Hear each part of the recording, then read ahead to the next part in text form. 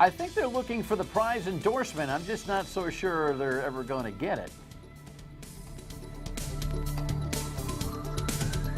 Good Monday evening to you. Dan Yorke, State of Mind. Honored to have you watching. Appreciate it very much. John Hazenwhite Jr.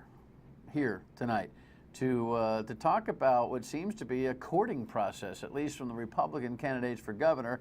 He has been Switzerland in this Republican race, but it's hard being Switzerland. We'll talk to John about that and a whole bunch more, because there's always something going on in his mind. And of course, he's a great success story, not only as a philanthropist here in the state, but a mover and shaker, a thinker, and a guy who's got, some 500 plus employees. So he's helping the economy too.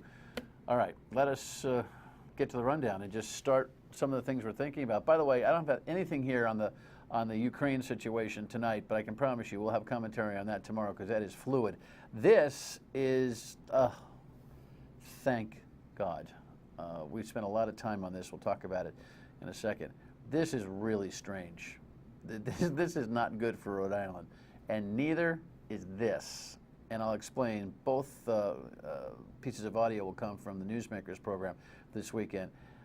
This is a little bit of a feather in Gina Raimondo's cap, and this cracks me up. I mean, we are a convenient society, but holy cow. All right, let's dig in a little bit, see if we can elaborate on some matters.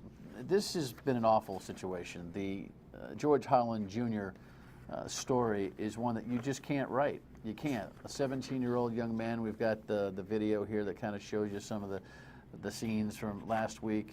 There is George, God rest his soul. He lost his life at the age of 17 when he was in his girlfriend's parents' house, and he was shot reportedly through a case of mistaken identity. The authorities have the 5 kids that are responsible for the conspiracy to commit this crime, looking for somebody else. And we've chronicled it here. We've spent probably 3 shows and half a dozen rundowns talking about this whole thing. A lawyer came to the rescue for Leah Seaton, the aunt of George Holland Jr., and the brother of his father, who was killed 5 years ago by George's mother. And Shanna Rufo, the mother, has been involved in a court case here over the custody of the remains. And it's been a very, very difficult story for that family. It finally resolved today. The mom, who wanted to see young George cremated, his remains cremated, and the aunt, who wanted to see him buried next to his father, have been at odds in the court. David Bizarre, a local attorney who just offered expertise and grace and mediation skills unsurpassed, did a nice job today, as in Superior Court, Judge Louis Matos gave a couple-hour reprieve to the mother to talk with her own sister about some of the settlement proposals that had been offered, and it came down that they did settle today. We will follow up on this most likely tomorrow with guests to kind of not only rehash the story, but to offer some lessons about the law and about how folks can come together. But they finally resolved it today. Here is Leah Seaton, the custodial aunt, who was just relieved on the courthouse steps. Like I said, we're just very happy, and we always felt that he should be with his dad, as much as he loved his dad, and now the two of them they can rest together. We're very happy. Very happy is in context. The tragedy of the loss of life of this young man has not yet fully set into these families because of the legal wrangling. So, the mourning process is a strange psychology for all of us, and I'm sure will eventually really kick in once they can lay George Jr. to rest. Again, we'll follow up on it tomorrow. On other matters, this is very interesting. Newsmakers on TV this weekend, Tim White, Ted Nesi, with Peter Nerona, the U.S. attorney, talking about the Chucky Moreau case. Chuck Moreau was the mayor in Central Falls who went to jail because of gratuities he took from a contractor as he availed the contractor to do boarding up business all throughout the city. I guess the appellate court, the First Circuit Appellate Court, has ruled that gratuities don't necessarily match up to bribery. Here's the nuance of the argument. What we did was we looked very narrowly and very carefully at whether there were any violations of federal law, had there been bank fraud committed. Again, as I think I was on just as this was breaking, Tim, I wanted to move very quickly to see whether there were those potential crimes. If there were, we were going to move quickly. If there That's, I'm sorry, folks, that's actually the wrong piece of video. It's the other one that we're looking for with Peter Nerona. Steve, if we could put that up as Tim talks about the federal case. Does that mean, because of the decision out of the First Circuit, that as long as it's a refrigerator that happened after the fact and not cash as a quid pro quo, Steve, they can get away with it? Well, potentially, potentially. Well, that's something. Well, it is something, and it's one of those situations too where, one of the things about the Moreau case was that was a case that broke, and we had to go back and build that case retrospectively. One of the great advantages of some of the other cases we've done is that we've been involved in the investigation while the people we're investigating don't know that we're investigating them. And so we have a much better insight as to when the deal is made.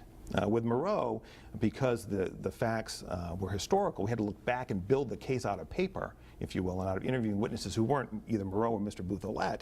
It was very hard to get to where that state of mind was. And so that's why the gratuities theory fit better in that case. And of course, the feds, Mr. Nerona and his team, went back and got a conviction for bribery from Mr. Moreau as part of the plea deal, and it was time served. So he's out of jail. The funny part about this whole thing is cash bribes are tangible and quid pro quo. You leave the brown bag for something done. Gratuities could be a favor, a plane trip this week, next month, next year, harder to prove, and it could be a field day of creativity for our fine public servants in Rhode Island. Hopefully not. And speaking of our public servants in Rhode Island, the 38 Studios debacle is an absolute mess. And, I've always held up hope that the feds would actually play a role in this prosecution, but in that same show with Ted and Tim, Peter Nerona just squashed that. What we did was we looked very narrowly and very carefully at whether there were any violations of federal law, had there been bank fraud committed. Again, as I think I was on just as this was breaking, Tim, I wanted to move very quickly to see whether there were those potential crimes. If there were, we were going to move quickly. If there wasn't, then we were going to finish up and get out. And that's what we've done. It's disheartening to hear that the feds are out. You know why? Because it's really disheartening to know that our state attorney general, Peter Kilmartin, has never been in.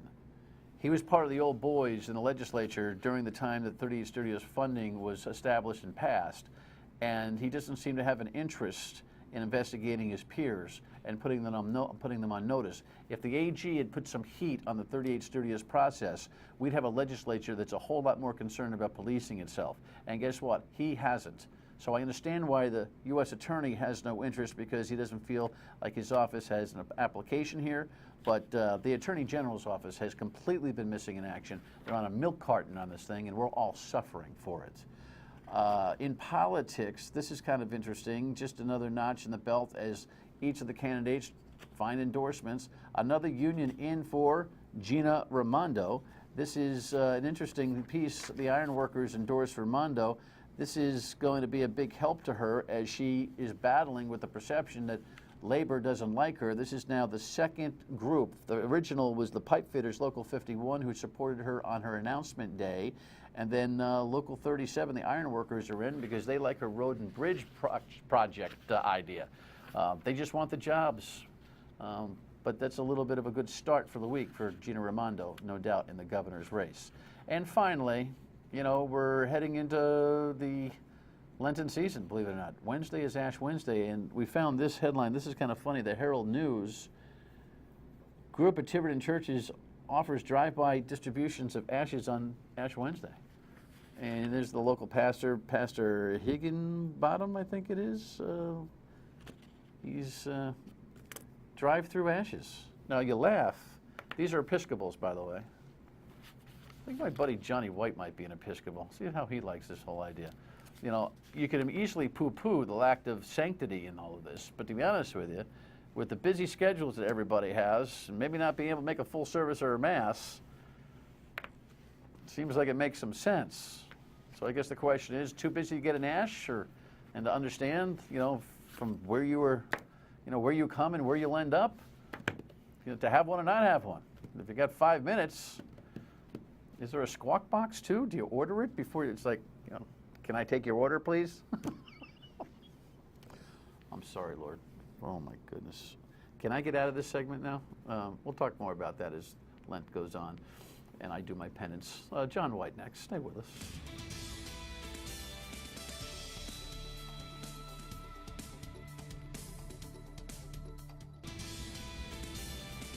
Welcome back in. Here was, one of the headlines from the political cycles from last week.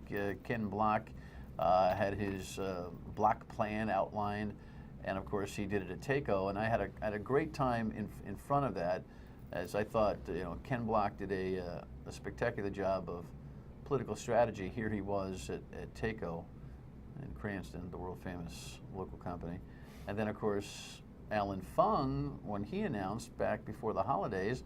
He made his grand entrance at TACO, and it's not just about the beautiful facility. It's about the guy that owns the company, and I don't know what it's like to be.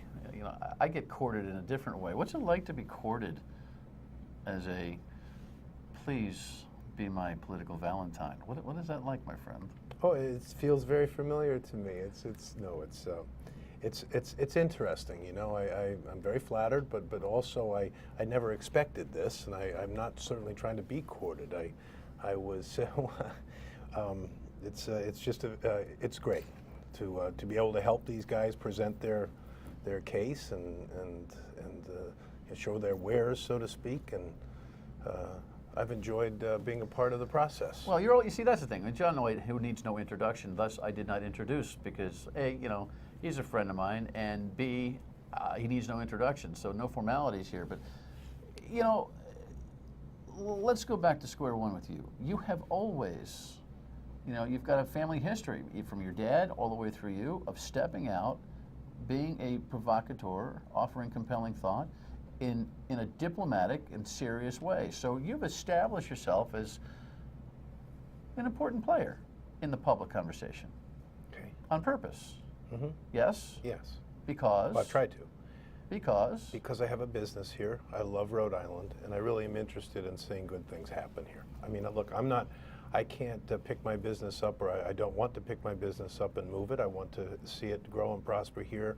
I have 500 employees that are the best 500 employees I've ever seen anywhere in the world. You've heard me say that.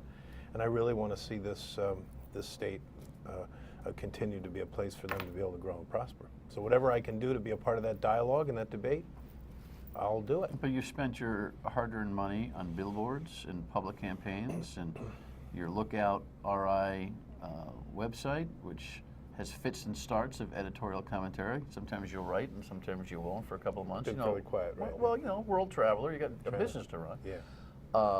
In fact, you actually did write, I saw, since Mr. Block's appearance at your place, you wrote a little piece about being in the middle of these two guys, and your perspective was and is that I'm in the middle of these two guys, and I want to see the best guy win, the best person win.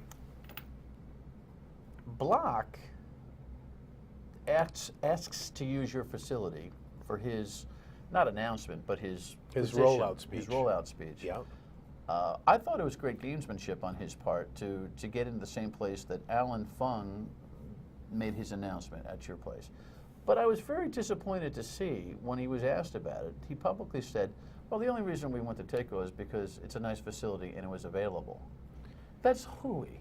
That's okay. Did that bother you? No, nothing bothers me anymore like that. But I think it was a chance for him to stand in a place that is a formidable manufacturing company in a state that's very difficult to do business in, and present. Look, he made a comment in that speech. I thought the speech was good, by the way, as I thought Alan's was, and everybody else's too. But I'd like to hear some more concrete ones, by the way, like we heard last week. But I will tell you that he made a very bold comment, and I assume you picked up on this, but. He made a comment when somebody asked him about how many jobs he was going to create, to the effect, I'm not going to create any jobs other than those that I put on my staff. That guy's right on. He's got to create an environment in which people want to create jobs in the state, to bring jobs, to stay here. That's the ticket. Yeah, well, you're getting passionate about that, and I understand Sorry. why. No, don't apologize for it. I I did point it out. I pointed it out here, and I pointed it out on the radio at length right after. I'm sorry, I missed it. You don't apologize. All I'm saying is that while I think he made some mistakes with some of his deprecation of the state, Yeah. that remark was brilliant. I'm so sick and tired of politicians that take credit or project that they are going to bring jobs. They need to create the environment and get out of the way. It's guys like you who put the capital in to create the jobs. It's Right. guys like me with a small business if I decide to hire somebody. It's us, not them. Yeah, I agree with that. And at least he was. That was interesting. He's the first guy to come out and say something that tough, right? Yeah, I mean, this is the difference between political rhetoric and passionate beliefs. You know, I mean, some people are just afraid to say what they really think, obviously, because they got to pander to some other interest. This guy hasn't done that. And, When we come back, we'll talk about the endorsement game itself. I don't think they're going to get John to do that, but he's here to tell us. And there's Democrats in this race, I heard, too. Stay with and us. some really good ones.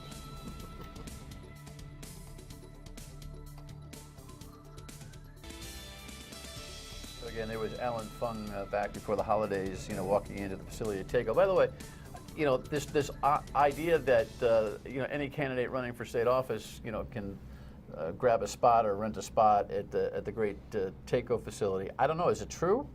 I mean, are you the home base Switzerland for anybody who wants to come and make a political announcement? Sure. I mean, why not? I've got a facility. Well, the learning center that you put together.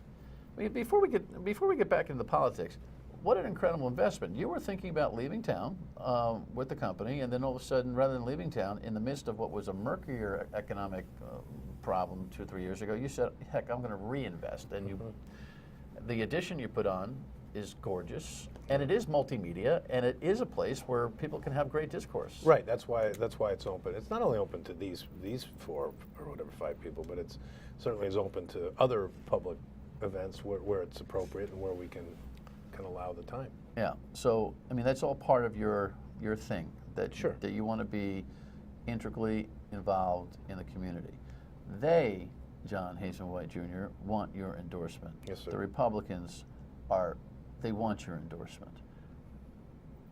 Are you going to give one? No. I tell you what, I don't like the word endorse. I don't like the concept. I guess somebody does. Obviously, it's been being done for a million years, but for a number of reasons, I just don't. I think that people need to be provided information which allows them to think for themselves, right? I think voting is one of the most important decisions we have to make as citizens, right up there with being on a jury and issuing a verdict. I think that we need to think through what we do, read about these people, listen to them, understand them, not vote for who looks good, sounds good, and feels good. And for me to get up and say I'm going to endorse this guy or that woman or this individual would be, I think, feeding an easy route to the people at TACO and whoever wants to listen to me to vote, as opposed to having to think things through. So, and particularly now, Dan, I mean, we're not even through a primary yet. We haven't even heard. I've heard one guy stand up with a real concrete bunch of tax proposals And that is the Ken master Block. lever, and that's Ken Block. Fung didn't do it. He offered concepts, but he is yet to offer a concrete plan. And I'm hoping he does. Gina Raimondo says, I don't even have a business plan yet. I'm working on it. I'm listening. This is not rocket science. I'm telling you right now, fixing this state is not rocket science. It has to be. We need, if this state is ever going to turn around, we need to have more taxpayers. End of the story. So how do we get them here? Well, you don't get them here by having a beautiful beach. You get them here by providing a job. So somebody's got to step up and create an environment that brings companies like, and look, a bakery and a laundromat and a liquor store are great things. 2 people here, 4 people there. We need big jobs soon. So we need to bring in an Amgen or 2 or 3 or something like that. I don't know. Or find ways to reemploy the people that are here that are unemployed. But the only way to get the finances moving forward in the state is to bring in more tax dollars, okay, which means more jobs. So somebody has got to go to work at creating an environment that makes Rhode Island a place that people want to come to. So we haven't heard from Angel Tavares on jobs. Well, you got to be careful with the cliche of the jobs plan, because as Ken Block pointed out, Sorry. it's like, right? I mean, But- no, we all have to be careful but about could that. you imagine- I fall into that same trap as well. So could you imagine, with the state we live in, who wouldn't want to live in Rhode Island, right? With all things being what they should be. Could you imagine if this was made to be a place that was attractive to business? You couldn't keep people away. That's what Ken Block was talking about. So between Tavares, Raimondo, and Clay Pell, have you heard anything on the Democratic side that they give you any kind of a charge? I got a Christmas card from Clay Pell. I've never met the guy. Don't know anything about him. I don't happen to be favorable to that situation myself, because I don't think there's enough experience there. But I'm not going to comment because I don't know. Oh, geez. Now Pell will be asking to do a presentation at TACO, see if he can warm up. Yeah, well, Gina, I know very well, and I think she's marvelous. I think Angel, his mother worked at TACO at one time when I was the general foreman. I've known those people, that family, for a while. Wonderful folks and different philosophies than the guys over than Alan and Ken. The spending versus savings. How do we get to prosperity? Who knows what's right or wrong? I want to listen to these people. That's why the TACO thing, though you can laugh about it a little bit, it's not such a joke. I'm trying to provide a platform, a place for people to feel comfortable to come, and if they wish to, and to have felt good enough to come there and talk about their ideas and thoughts, they're all welcome to. All right. No, I'm not going to endorse. Okay. Might support. Oh, well, that'll be another show, because we're out of time. Sorry. Thank you, my friend. Thank you. Your state of mind when we come back. Stay with us.